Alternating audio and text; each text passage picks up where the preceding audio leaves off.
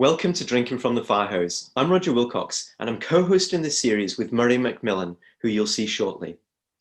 Today's 10-minute video is aimed at equipping managers to enhance delivery of the energy transition. As part of our preparation for making this video, we asked a range of CEOs, COOs, and VPs from oil and gas companies and service companies who service clients in the UK, what does the future hold for your company in the industry? The result was staggering. Firstly, the main topic of conversation was about net zero. There was an acknowledgement that there'll still be a requirement for traditional expertise on maximizing production, focusing on safety and minimizing costs. However, what's currently at the forefront of executives' minds is the energy transition. It's not surprising, as they're increasingly being asked how they're progressing on the journey to net zero. Banks, investors, the OGA, and in some cases their own employees are keen to hear what their vision is and where the company is along the journey. There have been a number of recent announcements and publications which have reinforced the message of focusing on the energy transition. For example, this week's announcement of the new North Sea transition deal, which has been agreed between government and industry. Also, the publication of the OGA's new strategy, which came into force on the 11th of February, and the OGA's net zero stewardship expectations, which were published this month. If you'd like to read any of these, we'll put links into them in the comments. Some executives who were formerly skeptical about the value of the whole energy transition thing have come around. They now understand that if their businesses are going to continue to thrive, they need to get behind this. For some, they're just starting to change their mindset to think about how to financially exploit this new growth area.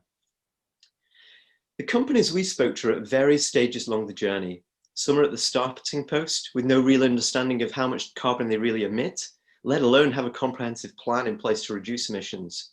Others have spent time and effort developing comprehensive environmental, social, and governance (ESG) reports and have the bare bones of a plan in place to deliver reductions. Other companies are at various places in between.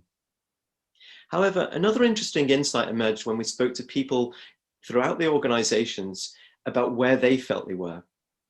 In many cases, but not all, the belief was that leaders are talking a good game and there's a lot of noise about net zero, but there haven't actually been any discernible changes in behaviors or business practices. So the aim of this video is to equip managers with some practical things they can do to practically reduce carbon emissions, to change mindsets, and to instill a culture within their teams that values reducing carbon emissions as much as it values safety performance. At the end of the video, we'll leave you with an activation, enabling you to immediately put into practice what you've heard. Now, the starting place for any improvement plan is to understand your current level of performance.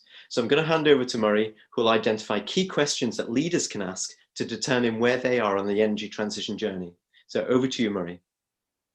Okay, thanks for that, Roger. Appreciate it. And a really good insight. Like you say, this is a big topic. Almost everybody we talk to is looking at this and understands they have to push it forward.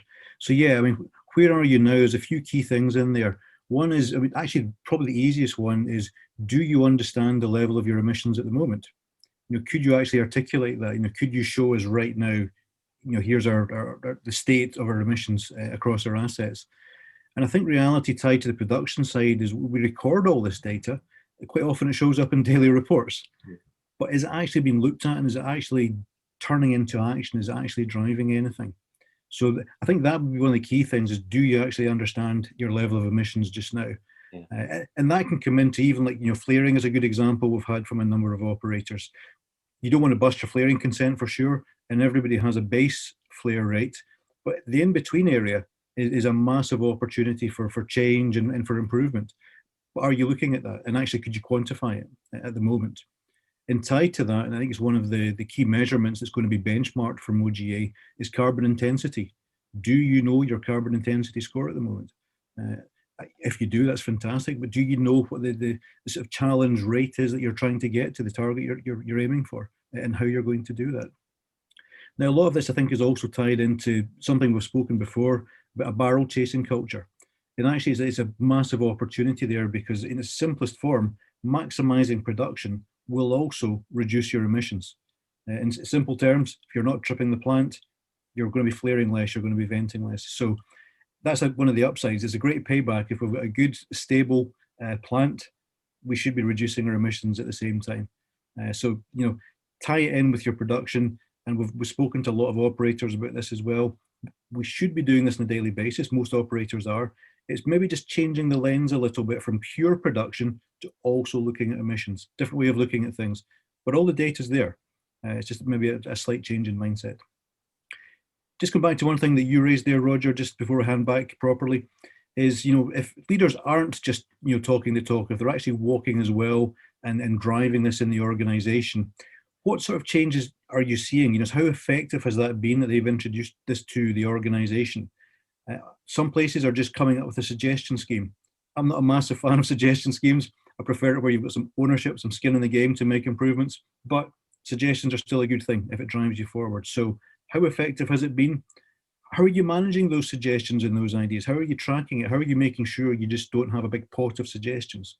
You've actually got something to go in action. And are you actually at the stage just now of being able to articulate some success stories? That, as you mentioned, Roger, banks, investors, stakeholders, OGA, everybody's looking for evidence that you're on the journey. Do you have any? Could you show us a couple of stories right now? Would be a good test for yourself. Could you put your hands on a few and actually articulate them? So I think back over to you, Roger, at that point. Thanks, Murray. So I guess the key question is how to achieve this goal. At the start, we said we'd like to give you some practical tips on things you can do to really enhance delivery of the energy transition. The first thing we think you need to do is actually ensure that you have business processes and tools in place to do three things: measure how much carbon you're emitting, set realistic targets to achieve, and have clear action plans in place to deliver the reductions. One thing Murray and I would definitely recommend is holding a workshop that brings together leaders and practitioners to develop a shared understanding of current emission levels. It looks at issues contributing to daily emissions and the impact of unplanned events. The outputs of this type of workshop should include a GHG emissions reduction action plan, which is mandated by the OGA obligations and expectations. This plan should actually be focused on, in our minds, behavioral change as well as technical solutions. It should have agreed realistic target levels for each category of emissions that you have. Now, in conversations we're having with operators, we're affectionately calling this workshop an ETL, or emitting the lowest workshop. The intent of the workshop is to engage people, to start building a shared vision of the future and to generate powerful success stories, which Murray articulated. For leaders, holding a workshop like this engages your workforce on the energy transition. It's visible, it's tangible, it's something that shows you're committed to the energy transition. So let me throw back across to Murray. Any other thoughts on specific goals or activities people can do? Yeah, I think one of the key words you mentioned in there, Roger, was behaviours. This is something we've heard time and time again from the operators, and I think it's key for these kind of workshops. There's a danger that everybody goes to their comfort zone of engineering or technical solutions, and for sure there are some great opportunities in there, but a lot of this will be driven by a change in behaviours. So a workshop like the ETL, bringing the right people together, that shared awareness of where we are right now, and sharing some opportunities to improve. And again, a recurring theme we're hearing from across many, many assets is actually going back and challenging the norms. So where certain sort of practices have just become common now, they're up for challenge.